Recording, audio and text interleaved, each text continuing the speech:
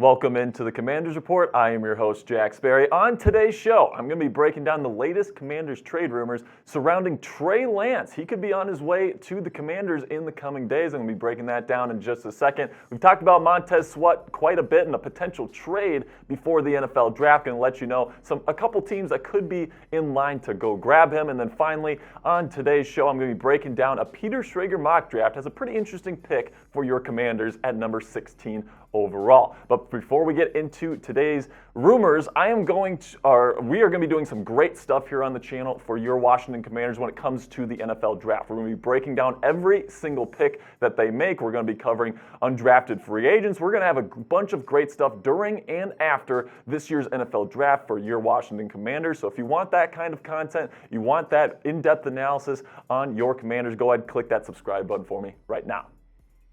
Now let's get into today's rumors here. First one on the docket, Trey Lance, former number 3 overall draft pick, according to Ian Rappaport, could be on his way out of San Francisco. This is the tweet that Ian Rappaport had out yesterday. He says, sources, the 49ers have received inquiries from several teams looking into a potential trade for former number 3 pick quarterback Trey Lance. The conversations have been the result of San Francisco fielding the calls, not making them, with teams aware that Brock Purdy is likely the future starter. So now Trey Lance, formerly out of North Dakota State University, he was drafted number 3 overall by the San Francisco 49ers a couple years back. The 49ers actually traded a lot of first-round capital in order to go get this guy. And, he's dealt with injuries. He's dealt with not playing really his first year. You take a look at what he's done in his career so far. He's started 4 games, okay, and the numbers just aren't that great, right? 55% completion percentage, less than 100 yards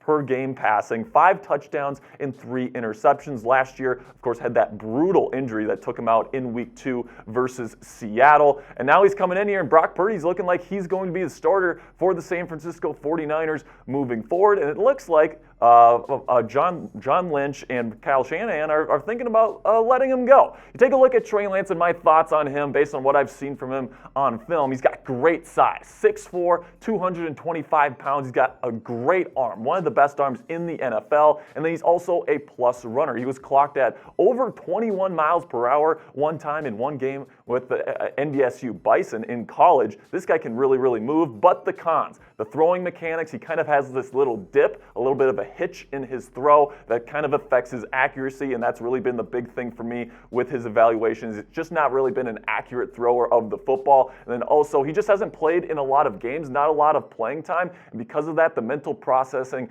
isn't exactly where you want it to be for somebody at his age and somebody that's going into already his 3rd NFL season and only 4 starts. So is Lance worth the risk? Definitely a boomer bust kind of guy. And I think that if the Commanders want to make a move for the 49ers quarterback, it's going to cost the 3rd round pick, their number 97 overall in this year's NFL draft. And there might be other teams like the Tennessee Titans and Atlanta Falcons that might be willing to give up something even higher than that. So it could even cost a 2nd round pick if the Commanders really, really want to get this done. But for me, I'm not giving up anything more than the 3rd round pick that the Commanders have this year. So let me know in the comment section right now what you guys would do. Are you making this trade for quarterback Trey Lance? Type yes or type no in the comment section. This is going to be the pinned comment on today's show. So whenever you get an ad break here on the show, go down to the comment section, find that pinned comment. It'll be right there at the top and answer today's question.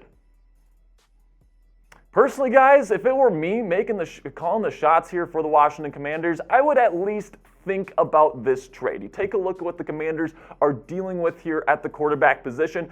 Sam Howell is looking like he's going to be the presumptive starter here. You got Jacoby Brissett to kind of battle it out, kind of give him a little bit of competition in camp. But let's face it, Sam Howell kind of went in the 5th round for a reason, and Trey Lance is somebody that could really be a big-time player in the National Football League if he hits. And with Ron Rivera having his job on the line in 2023, having another really, really high upside type piece in the quarterback room could really, really be good for this Washington team. Now, I would trade that 3rd round pick for Lance because I'm looking at my other options here. I think C.J. Stroud and Bryce Young are going to go really, really early in this year's draft class. Most people are expecting Bryce Young to go number 1.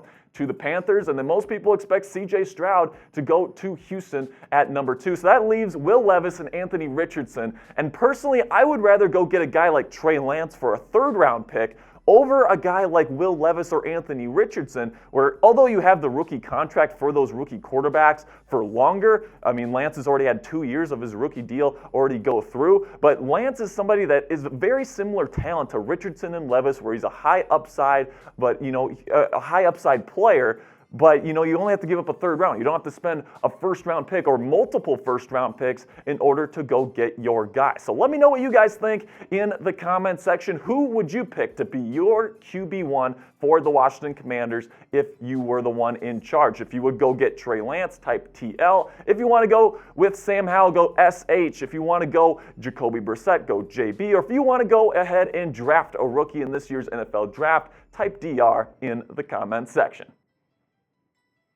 All right, so now we're going to shift gears here from Trey Lance to Montez Sweat. Now, we've talked about Montez Sweat on the show quite a bit here over the last couple of weeks. And Montez Sweat, man, he had a really, really good season last year. I mean, when Chase Young was hurt, this guy really stepped up on the edge there. 8 sacks, 45 tackles, and 14 tackles for loss. This is really somebody that's starting to turn into kind of a budding star on the defensive line here for the Commanders. But the fact of the matter is, man, this defensive line is going to get expensive really, really quickly. You give Daron Payne that mega extension this offseason. You got Jonathan Allen that's making a ton of money. Chase Young is going to have to start making a lot of money here pretty soon. I'm guessing that Young's going to get that 5th-year option, but I mean, his contract's going to be coming up here soon. And Montez Sweat, it's like, are you really going to pay all 4 of these guys? And if you're not going to pay one of these guys, it's probably going to be Montez Sweat, even though he is a budding star in the NFL. And because he is so young and he is so good, I think some of these teams are going to be willing to give up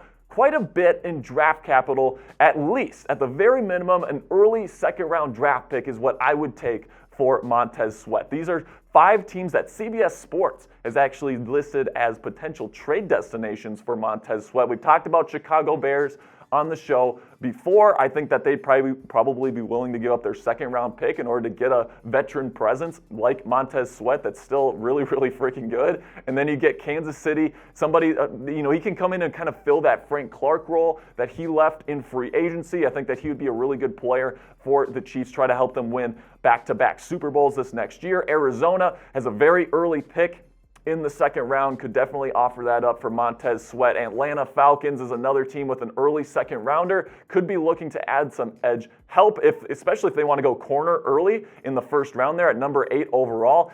Some people are speculating, are they going to go corner? Are they going to go edge? They could just alleviate that debate right now by going ahead and trading that 2nd-round pick for Montez Sweat. And then the Houston Texans, number 33 overall is the pick that they have in the 2nd round. They're really good. I think that they would really, really like a guy like Montez Sweat. They're a really, really young football team right now. Adding a veteran presence like Montez Sweat that can get you 8 sacks per season is something that they could really use there for DeMeco Ryans' new defense there in Houston. So the question I have here is, will Washington use Sweat as a trade piece to go get a quarterback? So the way I see it is that you could trade Sweat for a pick in his own right? You could go get a 2nd-round pick. I think an early 2nd-round pick is probably where the value is for Montez Sweat for these teams that could potentially trade for him. But you could also use Sweat as a very valuable trade piece to go up and trade for a quarterback. Those guys that we talked about, if you want to go get a Will Levis or an Anthony Richardson or C.J. Stroud if he falls.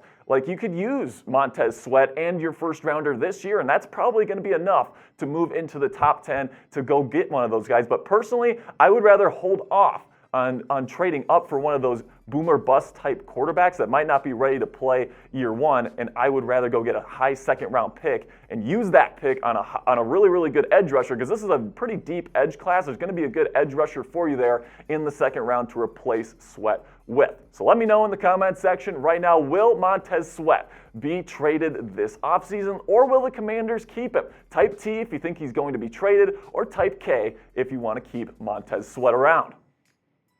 All right, so now before I go, I'm going to react to a Peter Schrager mock draft that he put out the other day. Peter Schrager is an NFL insider. He bases his mock draft on what he's hearing around the NFL, what he thinks the rumors are going towards, kind of where the wind is going. And At number 16 overall, he has a very interesting pick for the Commanders. Dalton Kincaid, tight end out of Utah. We've talked about Kincaid on the show quite a bit, actually, because, man, he is a really, really good player.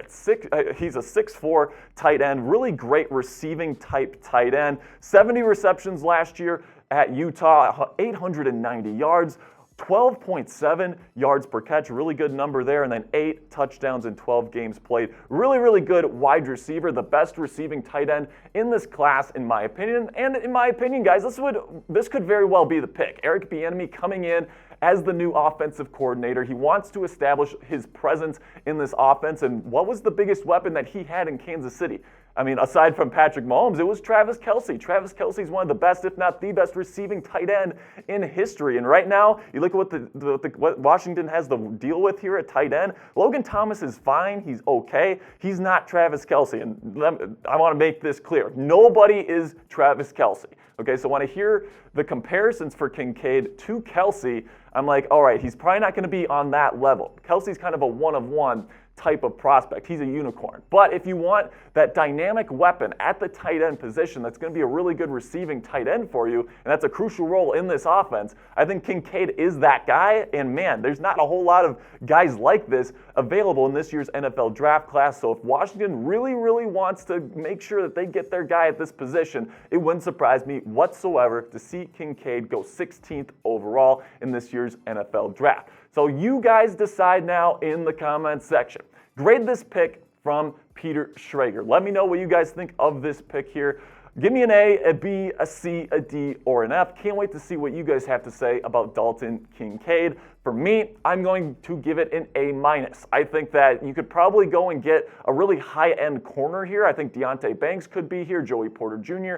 is going to be here. And, you know, with the way that Washington really needs that true number one cornerback. Kendall Fuller had a pretty good year last year. I think he's a really high-end cornerback too.